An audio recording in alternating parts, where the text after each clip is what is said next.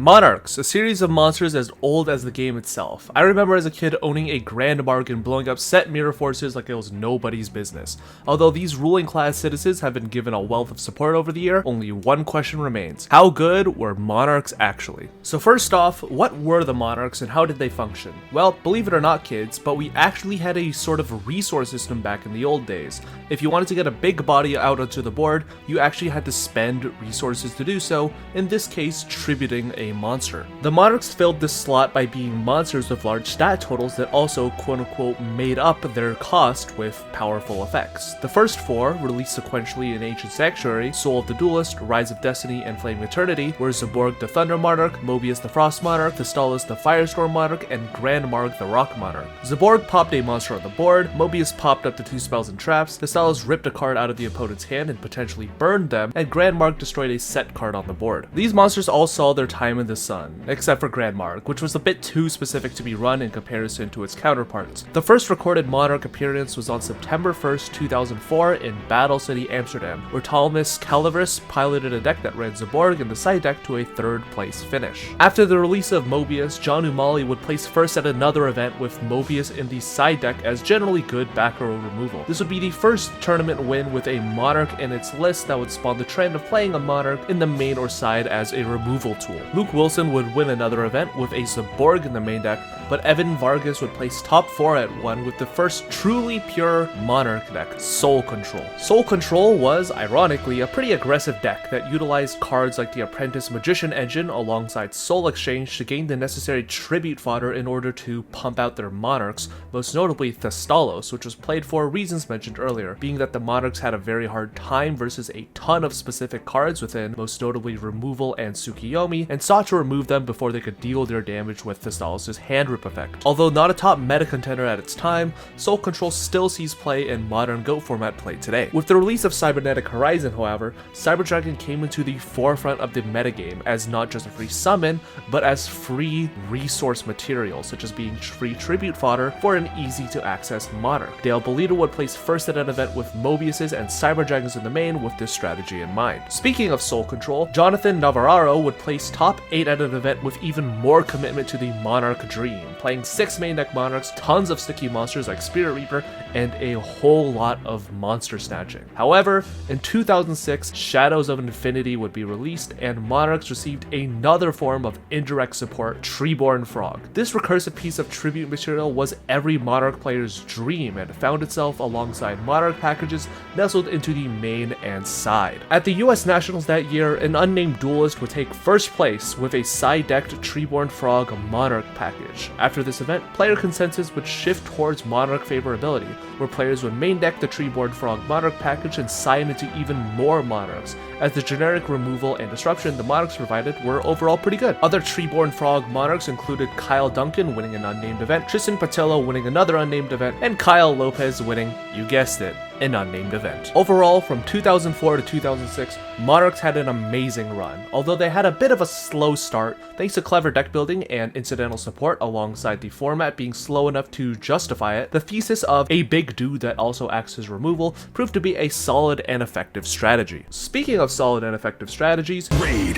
Shadowlet. In February of 2007, Elemental Hero Stratos was released. I sure hope this doesn't affect our Monarch and Frog-based friends. Wait, what the fuck do you mean it does? If you want a much more in-depth on how Hero performs, check out the video on how good was Hero actually, linked in the description down below. Monarchs needing to not only wait for follow-up turns since a board had to be built for maximum effectiveness, as well as needing at least a turn of setup was one of their most critical weaknesses. And in a format where DDT was doing DDT things, there was no way Monarch was able to take control of a slow-paced game when the game was basically moving at light speed. Although the deck had sparing tops throughout the era, people did find new ways to make Monarch work outside of Soul Control and Treeborn. However, most notably in Thestalos and his ability to potentially snipe power cards out of the grip, such as with Jesse's Samek's first place finish at an unnamed event, where the combination of D-Draw and Militia served as a good enough way to set up material for Thestalos and generate resources at the same time. However, Monarch packages as we knew them would soon fade into obscurity as the best tribute summon in the format descended onto the scene in Raiza the Storm Monarch.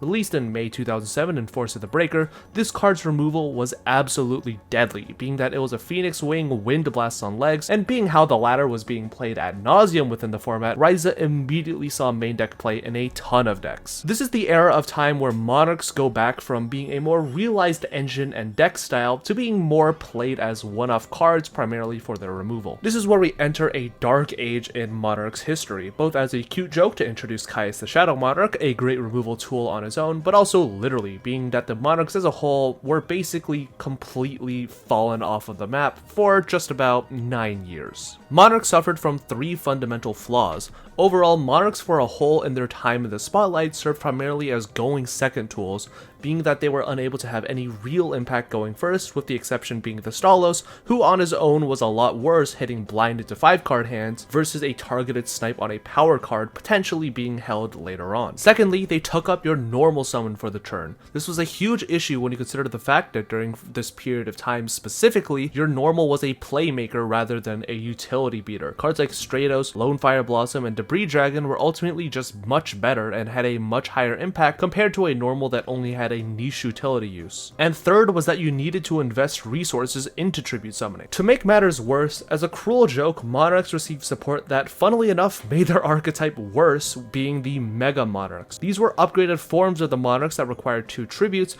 but could also be tribute summoned using 1 tribute summon monster and had a questionable effect at most, alongside a bonus effect if tributing a monster of its respective attribute, alongside a couple additional spell and traps, a few of which we'll get much more into detail about. For example, Mobius could destroy up to 3 spell and traps on the board, but if you tributed a water monster, your opponent could not activate the targeted cards in response to the effect's activation. Unfortunately, most of these cards suffered from the exact same issues as the original Monarchs, in addition to an even higher investment cost due to requiring 2 to 3 normal summons / extenders to bring out. However, one of the pieces of Monarch spell and trap support I mentioned earlier was the Monarch Stormforth, which proved to be one of the most ignorant removal spells ever printed, which allowed players to use their opponent's monsters as tribute material, similar to Soul Exchange of past builds. Although it locked you out of the extra deck for the rest of the turn, this card was absolutely critical in being able to remove sticky monsters as well as act as another form of disruption on the opponent's turn while accelerating your own plays. However, Monarchs couldn't necessarily make great use of this card at the time, primarily being that, Monarch sucks, and it saw play primarily in Shaddoll and BA variants, but nothing meta-defining due to its downside, and saw much more play in the newly released Cleaforts, if anything, which actually could utilize the card effectively and saw first place finishes here and there at the YCS scene. Unfortunately, no empire lasts forever, as the monarchy had completely fallen at this point. Fortunately, on January 28th, 2016, the monarchy was revived with the Emperor of Darkness structure deck being released with a slew of support. First off was Pantheism, which draws 2 and has a graveyard search effect, with the draw effect not even being a hard once per turn, meaning that it was recurable multiple times over the turn. Erebus was the new utility monarch that actually had usage going first, being a hand rip turn 1 and removal turn 2. Additionally, these squires and vessels were introduced as support to help get these beefy bodies onto the board, most importantly Adia, which made gathering tribute fodder trivial, as well as Eidos, which gave you another normal summon, and recycled banished Monarch spell traps to your hand. But most importantly of all, Aether was without a doubt the defining and most important monster within the deck. She was able to tribute summon as a quick effect during your opponent's turn, and upon tribute summon could special summon a Monarch from your deck, such as Kuraz for targeted destruction. On a lesser note, the Prime Monarch made for some funny plays in regards to recycling resources, but much more importantly as a foolish target for both Erebus and Aether, being able to banish whatever Monarch spell trap for Adia to recur in order to summon itself. Additionally, the Monarch support cards didn't actually require Monarchs, but monsters with Monarch stat lines, being monsters with 24 or 2800 attack and 1000 defense. This opened up certain strategies, such as a limited Dark Arm Dragon being searchable, Terror King Salmon being a searchable level 5 tribute, and most importantly, Majesty's Fiend being a searchable floodgate. However, one card would put a wrench in players' excitement for the new format: Domain of the True Monarchs. This card allowed you to reduce the level of a 2800 attack max-setted monster by 2, making tribute summoning that much easier. But the much more impactful and divisive effect was that if you were the only player with a tribute summon monster and you had no cards in your extra deck, your opponent could not special from their extra deck. Despite this extremely oppressive auto-win card, players would actually experiment primarily with 2 variants of Monarch, Domain Monarch and Brilliant Monarch. Domain Monarchs was the much simpler deck, played as a more pure version of Monarch, aiming to lock your opponent out of the extra with Domain and out of the game as a whole with Majesty's Fiend. Some cards that Domain Monarch played were Mithra the Thunder Vessel as a free tribute material that also gave you an extra summon similar to Eidos, or Super Quantum Red Layer, which served as a free special that was also conveniently a level 5, making it both tribute fodder and a tribute summon in one. Brilliant Monarch was a bit of a spicier brew, however. This used Brilliant Fusion in order to make Seraph Knight for an extra normal summon, which was important for assembling tribute material for multiple Monarch plays over the course of a turn. It additionally had access to a rank 5 and 8 toolbox and even some Ultimaya Zolkin lines for level 7 and 8 Synchro Dragon access. The Prime Monarch and Seraph Knight were critical for this build's success, however. Players would use Brilliant Fusion to send Lazuli plus either Edea or Dark Witch, due to Edea being able to add back a Monarch spell trap, and Dark Witch, which played as not just a normal level 5 tribute monster to be added back to the hand with Lazuli, but also because it was the best quote-unquote target to draw when playing into either a Gozen match or a Rivalry of the Warlords. Brilliant Monarch also utilized Red Layer for the reasons above, however, one small roadblock laid in the way of Monarch taking off, and that was Draco Performapal. Now this deck could have an entire video on its own, but the long story short of it was that this deck was one of the very few true tier 0 decks in Yu-Gi-Oh's history, and it unfortunately blew every other deck out of the format. However, Monarch did see some success. At Prague, 2 Monarch players made top 8, and at Houston, 3 in top 32. Fortunately, after the ban list that decimated Pepe's dominance, Monarch truly finally had a place in the metagame, where at Providence, 6 Monarch players made top 32, with Roland Fang placing 3rd and James Kim placing 2nd, both playing Brilliant Monarchs. At Origins, 7 extra deck Monarchs and 1 Burning Abyss Monarch made top 32. And finally, at the NAWCQ, Eric Christensen would claim the deck's first event win with Domain Monarchs. This would also mark the first time a YCS winner would claim the NAWCQ Championship title in the same season. The wins didn't stop here, however. At Central America and Oceania's WCQs, Brandon Aguilar Gonzalez and Matthew Casiero would respectively win their events with Brilliant Monarch. It even had a showing at Worlds, where Brilliant Monarch placed top 8 and lost versus Blue Eyes. And yes, the Blue Eyes White Dragon video is still in development. At Toronto, 2 each of Domain and Brilliant would top, with Billy Break placing top 8 with Brilliant, Alexandra Dalp placing 4th with Domain, whose list was lost to time, and Ryan Levine placing 3rd with Brilliant Monarch. Unfortunately, all good things must come to an end, as Monarch would take a drastic hit on the August 2016 ban list, where Kaiser Coliseum was banned, and Ether, Pantheism, and Stormforth were limited. This is where we have to talk about some of the issues with Monarch that loomed over it, especially post-banlist, and that was its brickiness. Monarch required a hand that contained both a Squire and a Monarch/monster with Monarch stats in order for most of its cards to be online, and if any of these pieces are missing, the whole plan falls apart since none of the cards do anything on their own. Edea needs a tribute target, Ether can't special or sell for free, etc. Additionally, outside of its consistency cards and its field spell, the Monarch spell trap lineup was pretty lacking as well. Cards like the Monarchs Erupt and March of the Monarchs were a little too anti-synergistic if your board was broken, and win more respectively, and cards like the Monarch Stormforth honestly saw a bit more play in decks such as True Draco and Cleafort rather than within its own archetype. Overall, Monarch was reduced to a shell of what it once was, and immediately fell off a cliff, like again. Over the years, Monarch sat dormantly, with minor banlists of Judgment seeking to return it to its former glory, with certain cards within its archetype being splashed within much more competent decks.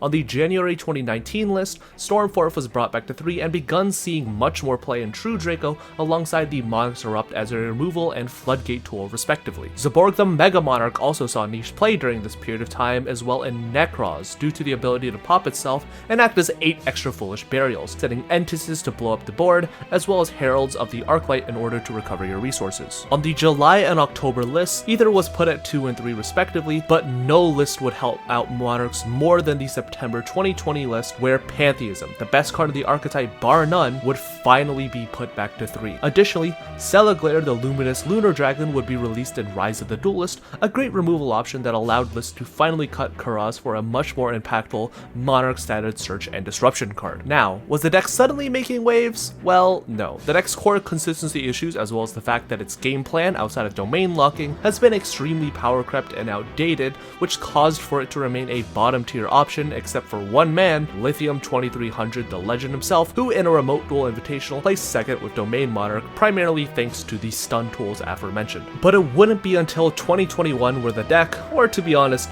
card, would finally see itself back into tier 1 meta contention, and that card was Raiza the Mega Monarch. As stated earlier, the main issue of Monarchs in modern Yu-Gi-Oh! Is their slow nature and heavy investment costs. Their effects are pretty outdated as well, with very minute hand disruption, as well as their effects only being great for breaking apart boards. However, in Burst of Destiny, the Floowandereeze archetype was released, which was an archetype of level 1 winged beast, which had a shared effect. Upon normal summon, they would perform an action, and then immediately afterwards perform an additional normal summon. This effect allowed for Flunder to normal summon upwards of 5 times per turn. Using their field spell in the trap Dreaming Town, they're also capable of normal summoning during the opponent's turn. Lastly, one of their cards, Eaglin, searches for a level 7 or higher winged beast monster, which of course includes their archetypal boss monster, Empen, a pseudo skill drain on legs, but secondly, Raiza the Mega Monarch. Floowandereeze basically sidestepped any single problem Monarch had, as well as making use of Raiza's abilities in the form of Dreaming Town and its mysterious map to be played as a board breaker and disruption. With its ability to return cards to the hand and control your opponent's top deck,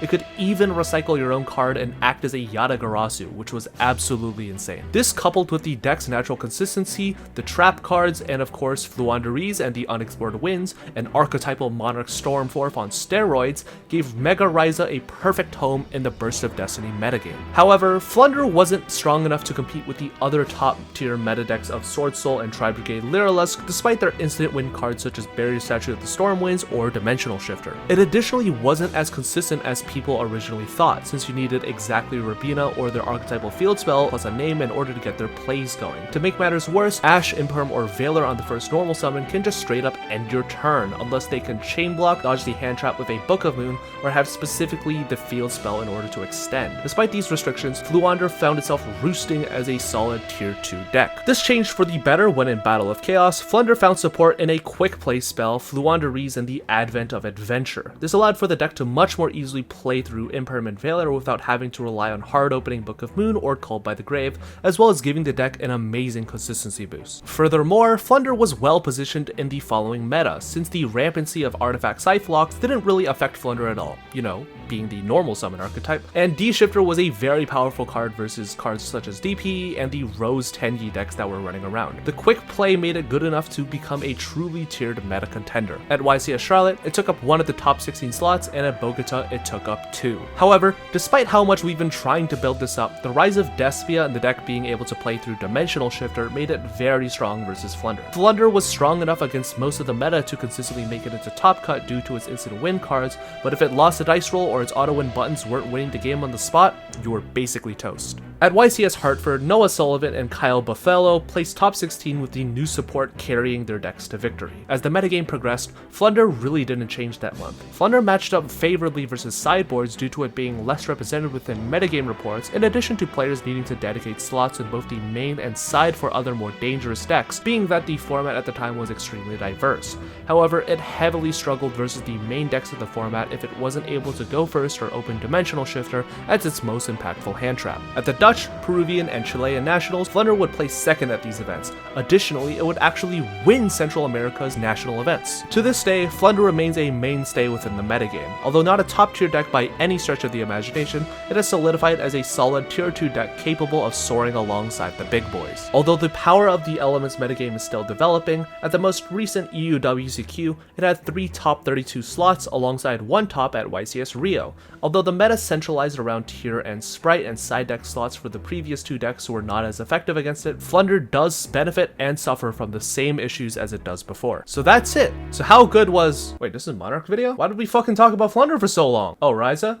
Yeah, that'll do it. So that's it. So how good were Monarchs actually? well, they were a pretty mixed bag in every sense of the word. Monarchs have fallen under two categories. Play them either as one-of removal tools, or build rounds that take the metagame by storm. We've definitely seen the first camp of thought in the early stages of Yu-Gi-Oh! And in Flunder, but the second camp definitely prevails during its soul control and structure deck era. It just goes to show that even if the king is dead, the king truly does live on.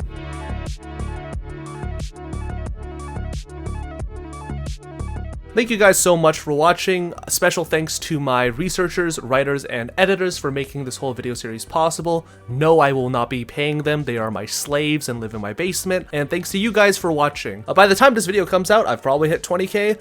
And yeah, big thumbs up. Thank you guys so much for watching. If you want early access to the script and spreadsheets, take a look at the Patreon, where I actually do give the money from that to my slaves. So they're getting a whole $5 a month from that. Anyways, thank you guys so much, and have a wonderful day.